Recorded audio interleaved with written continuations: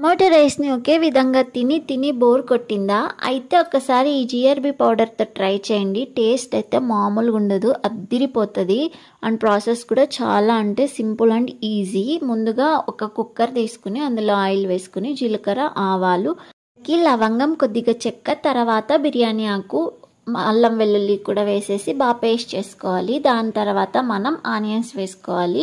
అవి మగ్గినాక మనం టమాటోస్ వేసుకుని రెండు బాగా పేస్ట్ అయిపోవాలి. ఇక్కడే అండి అస్సలైన టేస్ట్ వచ్చేది. మనకు ఆనియన్స్, టమాటోస్ ఎంత బాగా కుక్ అయితే టేస్ట్ అన్నది అంత బాగా వస్తుంది అన్నమాట, ఏ రెసిపీ అయినా సరే. ఇంకా ఈ గ్రేట్ ఇంగ్రీడియంట్ టమాటో పౌడర్ని అది కూడా బాగా ఫ్రై చేసి అందులోకి మనకు తగ్గ కారం, ఉప్పు కూడా వేసేసుకుని ఫ్రై చేసేసుకోవాలి.